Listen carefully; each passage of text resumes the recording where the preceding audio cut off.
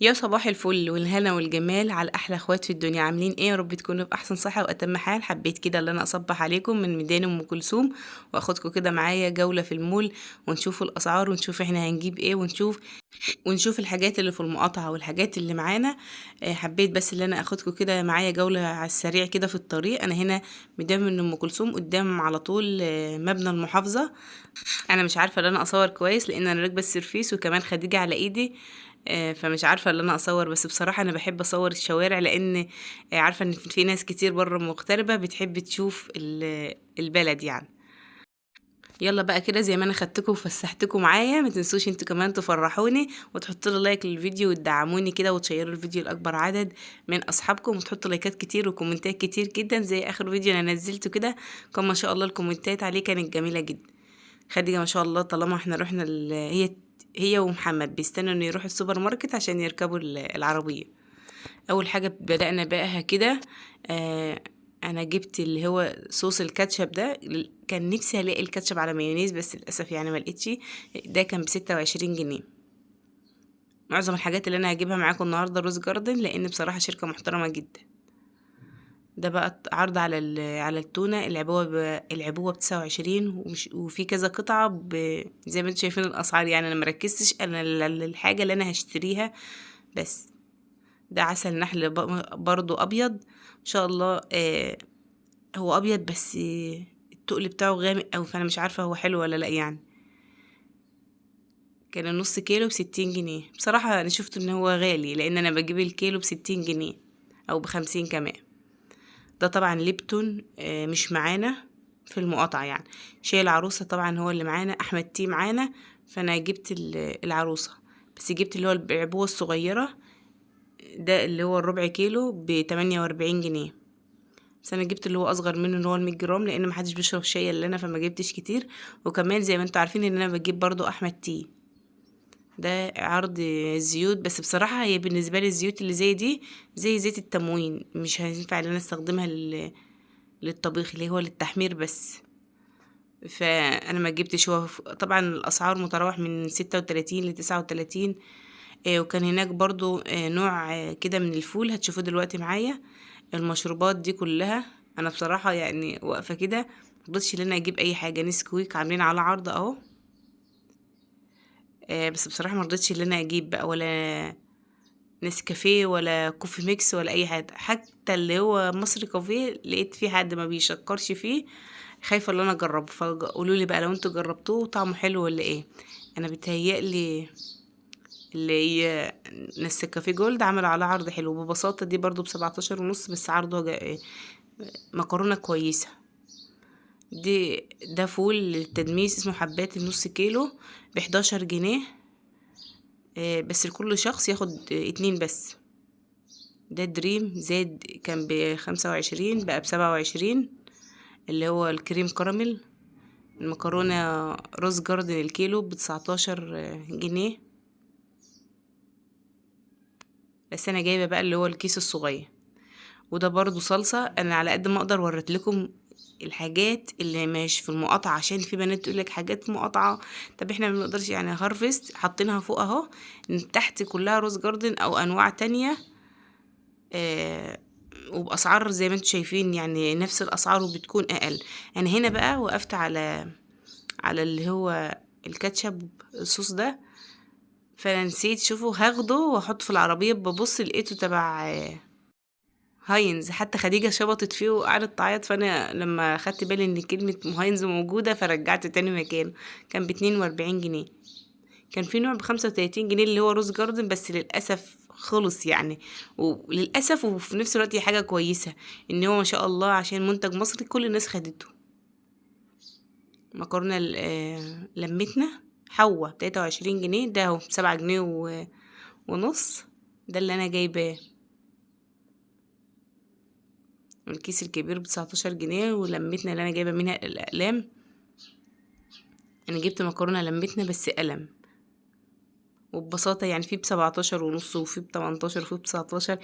اهي كايرو هي بنات. الكيس ب5 جنيه وربع. هتشوفوه دلوقتي انا جايباه بكام. انا جايباه طبعا مش من فتح الله، من سوبر ماركت هنا عندنا في البلد جملة. المربات انا بس باخدكم كده لفة سريعة فيها. شايفين ما شاء الله العروض جميلة، بس ماما قالت لي يعني انا هجيب وهعمل التين موجود وهعمل للاولاد، ما تجيبيش الحلاوة. انا برضو كان لسه عندي، لان زي ما قلت لكم الحلاوه والشوكولاته والكلام ده، الحلاوه الكيس العلبه ب105 كنت جايباها ب86 جنيه، ودي الشوكولاته اللي انا بقول لكم عليها كنت جايباها ب95. هي اي نعم زادت بس جميله جميله جميله، احلى من نوتيلا. هاتوها وبلاش نوتيلا دي خالص. يعني هنا بقى كان في عرض حلو جدا على اللي هو سمبوسه جانو ده.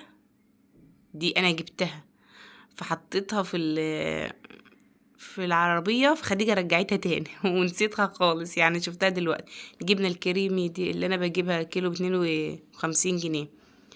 وده الملح كوكس العبوة الصغيرة عدد ب10، ونور العبوة الكبيرة عدد ب8.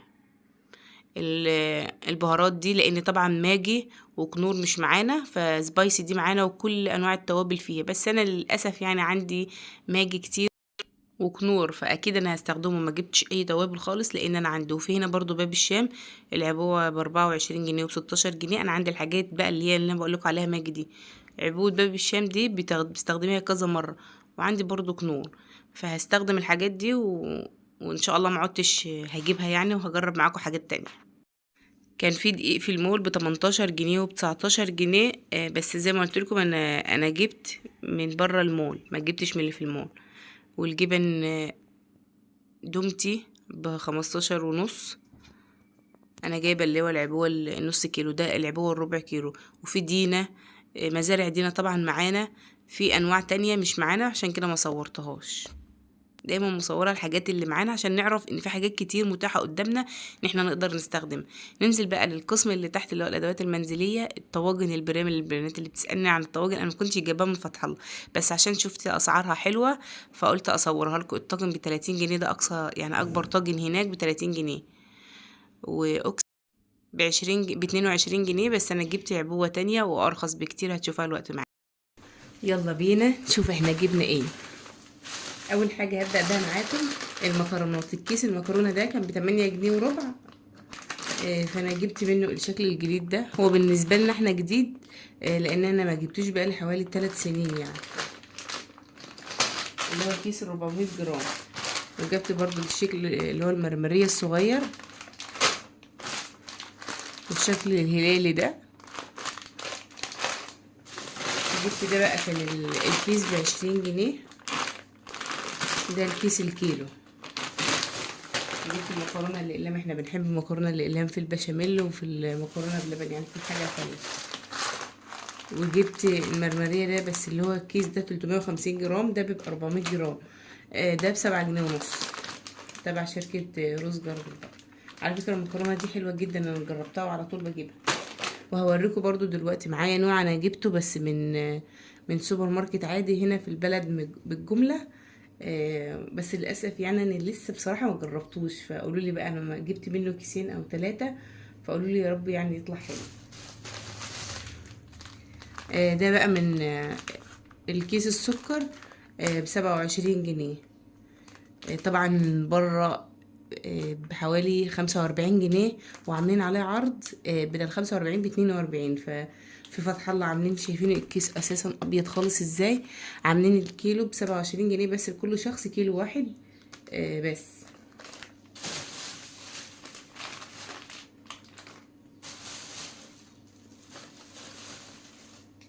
وجبت الخميرة دي ده ب16 جنيه 90 جرام. كيس الشيبس ده ب4 جنيه. انا طبعا كنت جايبه للاولاد فخلصوه، فده المفروض بتاعي، بس انا واخداه ان هو بتاع على اساس ايه، ان هما يعينوه شويه، لان الشيبس موجود يعني يبقى شغال باستمرار. فانا كنت جايبه منه 4، فما عادش متبقى الا ده بس. وجبت اللي هو سائل المواعين من روز جاردن، ده كان ب17 جنيه. عاملين عليه عرض ب14 جنيه. ما شاء الله اللي هي شركة روز دي في فتح الله ما شاء الله مكتسحة جدا، وكمان الإقبال عليها كبير جدا. ده 700 مللي، يعني ازازه ما شاء الله حجمها كبير. انا كل مره بجيب اللي هو اللون الاصفر، فقلت بقى كده اغير واجيب اللون الاخضر ده، على الرغم مش بحبه قوي، بس انا حبيت ان انا اجربه. لان الفيري عامه صابون المواعين لما بتستخدمي منه كتير تحس ان انت بتزهقي وبتبقى عايزه تغيري. كان هناك اللي هو اوكسي، كان ب20 جنيه. وكان طبعا بريل والكلام ده، بس عشان الحاجات دي كلها طبعا مقاطعه ما جبتش اي حاجه يعني تبع المقاطعه. انا كنت جايبه بس مش المره دي، يعني من حوالي 20 يوم كده او اكتر قبل المقاطعه، يعني بيومين او حاجه. كنت في فتح الله برضو، وكنت جايبه سكر، وكنت جايبه اللي هو كلوريكس الالوان البيض، اللي هو السائل العادي. هو الوقت دخل في المقاطعه، بس هو عندي ما كنت جايباه قبل المقاطعه، لان برضو كان عليه عرض بحاجه و30 جنيه او بحاجه و40. ده برضو كيس سكر. الكيس السكر ده يا بنات بقى من هنا من البلد، هو نفس ده، هو ده خشن شويه بس برضو ابيض وحلو. هنا في سوبر ماركت عندنا في البلد عامل عليه عرض برضو ب27 جنيه، بس لكل شخص كيسين. فانا جبت كيسين، كيس فتحته بقى لان كان علبه السكر عندي فاضيه، وده الكيس التاني، فالحقي بقى هاتي. عاملين برضو، عامله برضو عرض على البيض وعلى حاجه تانية، على الكنز بتهيألي، بس اكيد الكنز تبع المقاطعه فمش هنجيه. احلى حاجه يا بنات عجبتني والله في المول. لو انا مثلا رايحه اشتري حاجه، انا بقول مثلا يعني انا شفت كذا واحده بتشتري حاجه ضد يعني في المقاطعه، التانية بتقول عليها وهي ما تعرفهاش، هي غريبه عنها، تقول لها ده تبع المقاطعه، فتقوم سايبه الحاجه وماشيه. يعني ان احنا دايما بنذكر بعض يعني. ده طبعا زي ما قلت لكم، ده مش تبع المو. ده بقى بدل اللي هو نسكويك، بتشوفوا معايا دايما بنعمل للاولاد مع بعض مشروب النسكويك عشان نقدر ان احنا نشربهم اللبن.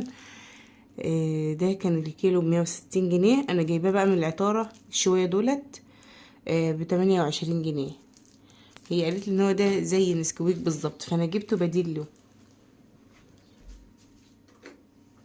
حتى الريحه بتاعته مقربله خالص. انا لسه عندي نسكويك، لسه عندي شويه صغيرين، فجبت دول هحطهم بقى الاتنين على بعض.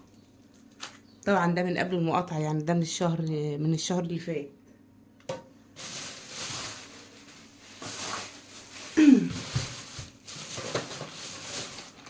جبت علبة البسكوت دي، محمد لسه واخد منها واحدة دلوقتي وهو ماشي رايح المدرسة. ادعوا له بقى يا بنات ربنا يصلح حاله كده، لان مش حابب خالص ان هو يروح المدرسة، يعني بيروح كده بالعوايط، مش حابب المدرسة خالص. مش عارفة بقى هي كل الاولاد كده ولا هو بس ولا ايه.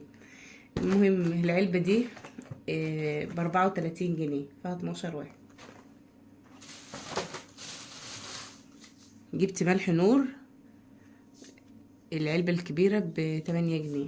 انا كنت جايبة قبل كده معاكم اللي هو كوكس، حلو برضه، بس ناس كتير شكرت في نور فقلت اللي انا اجيبه. ده الكاتشب بتاع روز جاردن، ده ب26 جنيه، الحجم 500 جرام. فالعلبة العبوة يعني ما شاء الله كبيرة.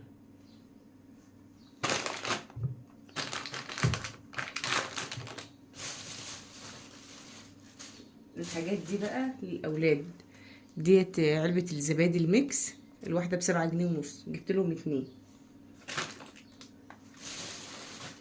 ودي المقرمشات، انا بصراحة دقت منها فعشان كده عجبتني. الكيلو عليه عرض ب64 بدل حاجة و80، فالكمية دي ما شاء الله يعني ب6 جنيه ونص.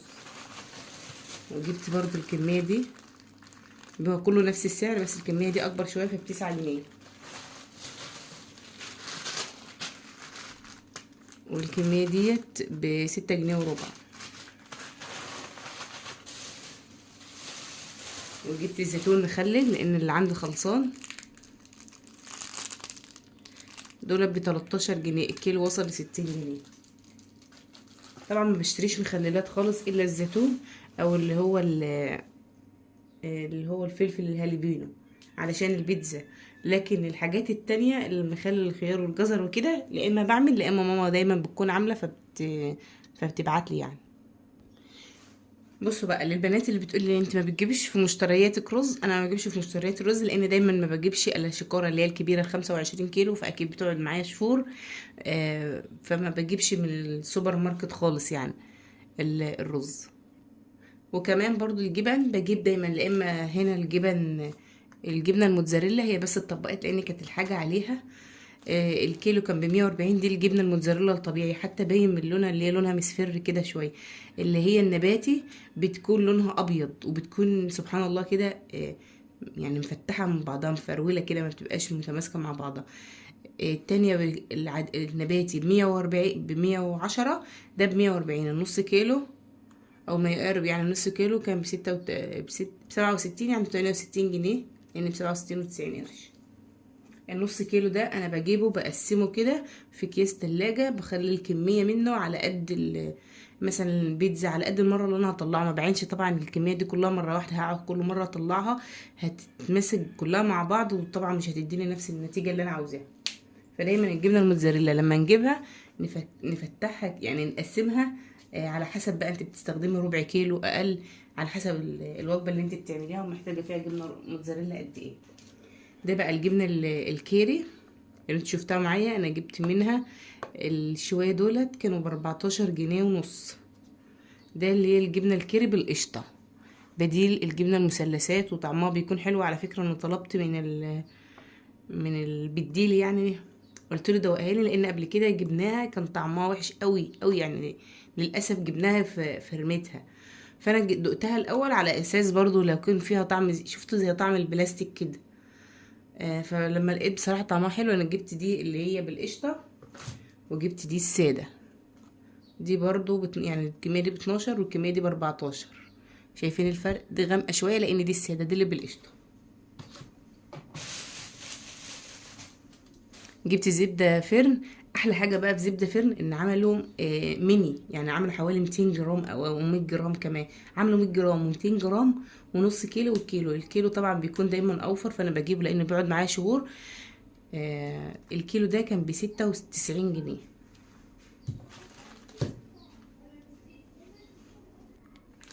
دي الحاجات اللي انا جبتها من فتح الله. اللي انا جبتها بقى من المحل الجمله اللي عندنا، الكيس ده المكرونه اللي انا بقول لكم عليها، اسمها كايرو. هي منتج مصري اهو مكتوب حتى. الكميه ديت 300 جرام مش 400، يعني ده 350 وده 400، ده 300 بس. انا جايباه ب6 جنيه ونص. انا لقيته في فتح الله ب5 جنيه وربع، يعني فرق في الكيس جنيه وربع. انا جبت الاسباجيتي، فهي بصراحه هي صغيره شويه. وجبت المكرونه الاقلام دي. الحاجات دي انا جايباها قبل ما اروح السوبر ماركت، قبل ما اروح فتح الله، فانا جبتها على اساس ان انا مش هروح. فدي جايه قبل الحاجات دي. ده الاقلام انا جايبه برضو، يعني انا جايبه 2 اسباجيتي، عشان كده ما جبتش من لمتنا اسباجيتي.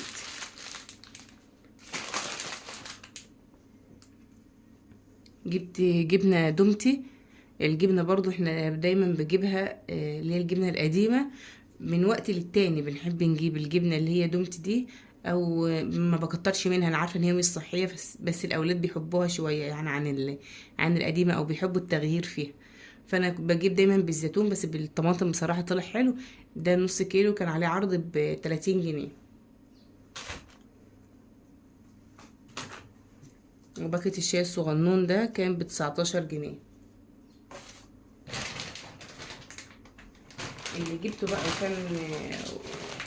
كان عليه عرض حلو بصراحة، يعني هو دقيق الكوثر. الكيلو كان ب17 جنيه ونص. طبعا ده احنا مجربينه حلو جدا، فانا كنت جايبة منه 5 كيلو. ده 3 كيلو اهو. وكان في كيلو بقى كنت انا عملته.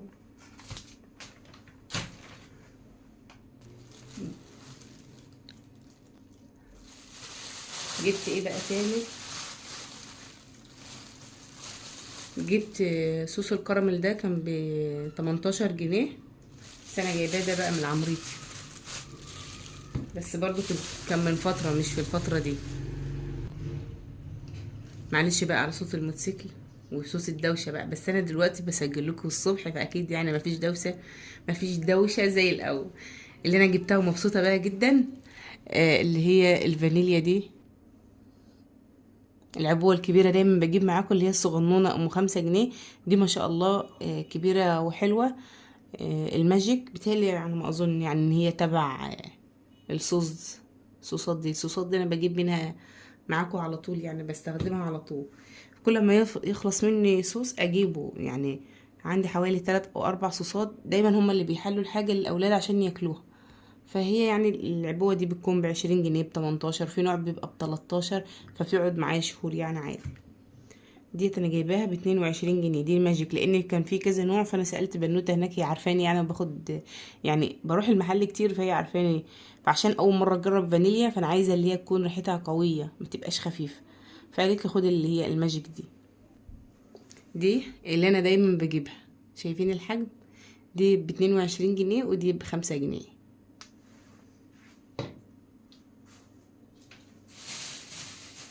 كنت جايبه بقى كميه الكاكاو دي، شويه دول ب20 جنيه. ما شاء الله سعر الكاكاو وصل ل200 جنيه.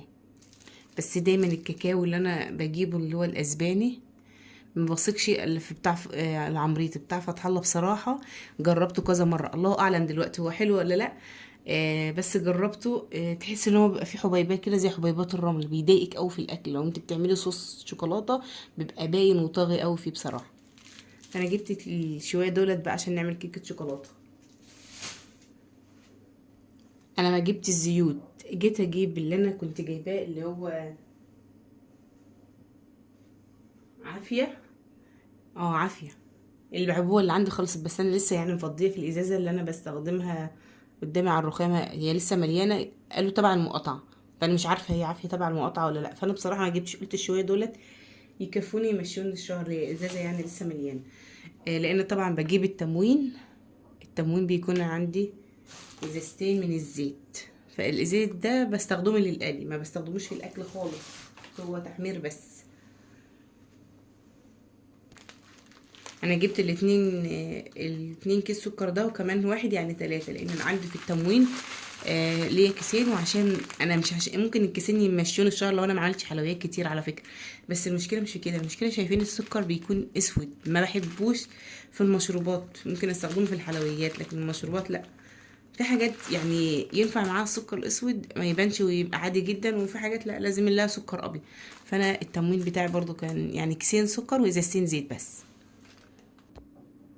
ده كده مشترياتي اللي انا جبتها معاكم الشهر ده. يا رب يكون الفيديو عجبكم واستفدتوا منه من الاسعار. انا بحب جدا فيديوهات المشتريات، لان بيكون عندي خلفية بالاسعار قبل ما اروح اشتري. واشوفكم على خير في فيديو جديد. متنسونيش بلايك وبدعوة حلوة من قلبكم، وكبروا كده القناة، ان شاء الله هتكبر بيكم وليكم باذن الله. واشوفكم على خير في فيديو جديد. هتوحشوني. مع السلامة. اخر حاجتين بس يا بنات نسيت اللي انا اقول لكم عليهم. العرض على الخل ده كان ب13.5 بدل 15. والروابي اللي هي ال700 دي ب50 جنيه، انا جايباها ب50 جنيه. دي حاجتين انا بس نسيت اصورهم معاكم في الفيديو.